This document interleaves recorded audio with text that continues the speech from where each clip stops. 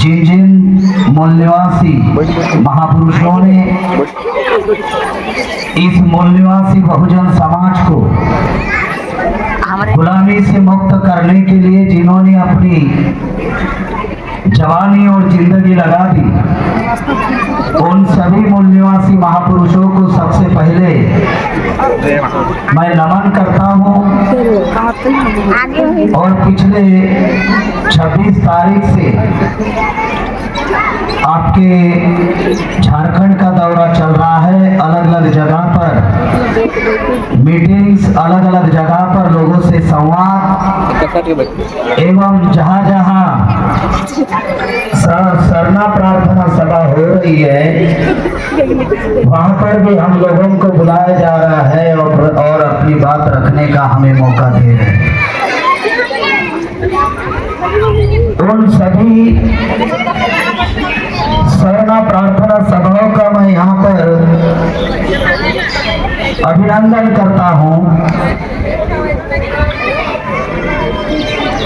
और ये सरना प्रार्थना सभा है, धार्मिक सभा है, और इस धार्मिक सभा में सामाजिक प्रबोधन का भी कार्यक्रम किया जा रहा है। इसलिए आप सबका सबसे पहले अभिनंदन। साथियों, झारखंड में ही नहीं तो पूरे देश भर में आदिवासी यह मांग कर रहे हैं कि उनको धर्मकोड कॉलम दिया जा रहा है। और ये मांग अभी से नहीं तो बहुत सालों से ये मांग चल रही है कि जो इस देश में जिसकी संख्या आज वर्तमान में करीबन मिनिमम 13 करोड़ और मैक्सिमम 15 करोड़ है, जो इस देश के प्रथम नागरिक है, मूल निवासी है। पूरे भारत में आदिवासी निवास करते हैं और जिनको केंद्र में 7.5%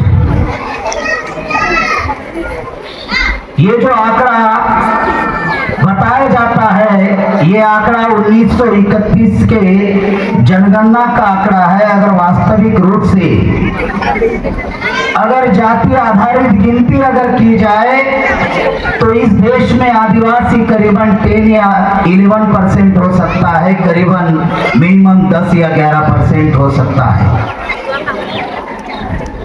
ये तमाम आदिवासी पूरे देश भर में एक आवाज उठा रहे हैं कि हमको धर्मकोड कॉलम दिया जाए, ताकि हम जिस धर्म को मानते हैं, पिछले जनगणना के अनुसार आदिवासी करीबन पूरे देश भर में 82 धर्म को मानते हैं, 82 धर्म लिखते हैं। मतलब ब्राह्मण धर्म को छोड़कर 82 धर्म को मानते हैं। और ये 82 धर्म जो है ये प्रकृति पूजक है, आकृति पूजक नहीं है, ये प्रकृति पूजक है। और इनकी एक ही मांग है कि हमें धर्म कोड कॉलम दिया जाए। लेकिन आखिरकार केंद्र सरकार इतनी जनसंख्या जिस मूल निवासी समाज की है, आदिवासी समाज की है, आखिरकार उनको धर्मकोड कॉलम क्यों नहीं दिया जा रहा है, ये समझना सबसे पहले बहुत जरूरी है। और ये समझने के लिए इस देश की व्यवस्था समझना जरूरी है। अगर व्यवस्था आप लोगों को समझ में आई तो आपको तुरंत समझ में आएगा कि हम लोगों को धर्मकोड कॉलम क्यों नहीं दिया जा रहा है। बहुत खास बात इस मौके पर मैं यहाँ पर बोलने जा रहा हूँ कि हम लोग धर्मकोड कॉलम मांग रहे हैं, लेकिन आखिरकार इस देश का जो शासक है 20% है जो ब्राह्मण है वो आखिरकार हम लोगों को धर्म कोड कॉलम क्यों नहीं देना चाहता? इसके पीछे इसकी क्या रणनीति है, क्या षड्यंत्र है, क्या सोच है? इस सोच को समझना बहुत जरूरी है। और इस तथ्य को आप लोगों के सामने रखने के पहले मैं आप लोगों को कुछ महत्वपूर्ण बातें बताना चाहता हूं ताकि आप लोगों को सीधा षड्यंत्र समझ में आए।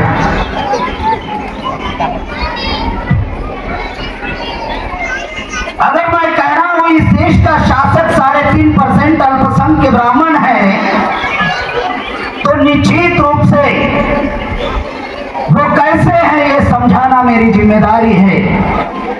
इसलिए साथियों, आप लोगों को इस व्यवस्था को समझना जरूरी है। भारत में 2 प्रकार की व्यवस्था है, एक समाज व्यवस्था है और एक शासन व्यवस्था है, जिनको आप लोग सत्ता व्यवस्था कहते हो। समाज व्यवस्था में क्या है? तो समाज व्यवस्था में वर्ण व्यवस्था है, जाति व्यवस्था है, स्त्रीदासता है, अछूत है, आदिवासियों का अलगीकरण है, धर्म सुरक्षित है। यह है समाज व्यवस्था जिसमें हम 24 घंटे जीते हैं। ये समाज व्यवस्था एक जाति के नियंत्रण में चली गई है, जिसमें हम लोग 24 घंटे जीते हैं। वो समाज व्यवस्था की बात कर रहा हूं। वर्ण व्यवस्था, जाति व्यवस्था, स्त्री दासता, छूत, आदिवासियों का अलगीकरण, धर्म सुरक्षित। आखिरकार धर्म कोड कॉलम हमको क्यों नहीं मिल रहा है? क्या कारण है? वो समझने के लिए थोड़ा इतिहास तो जानना पड़ेगा।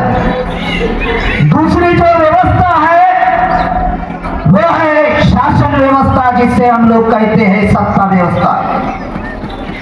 शासन व्यवस्था का मतलब है ये देश चलाने की यंत्रणा, जिसे हम लोग लोकतंत्र कहते हैं। क्या है देश चलाने की यंत्रणा? ये देखिए, लोकतंत्र के 4 पिलर है। एक है विधेय पालिका, जहां पे आप विधायक और सांसद चुनकर भेजते हो, जो कानून बनाते हैं उसे कहते हैं विधेय पालिका।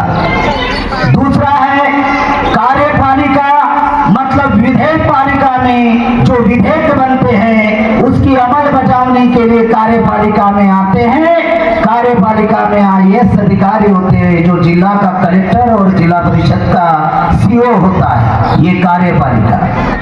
तीसरी व्यवस्था है न्यायपालिका, मतलब सेशन कोर्ट से लेकर सुप्रीम कोर्ट तक। और चौथी व्यवस्था है, मतलब चौथा पिलर है, वो है मीडिया। ये लोकतंत्र के 4 पिलर है, मतलब विधेय पालिका, कार्यपालिका, न्यायपालिका और प्रचार प्रसार माध्यम। भारत में 2 प्रकार की व्यवस्था है, एक है समाज व्यवस्था और दूसरी है शासन व्यवस्था।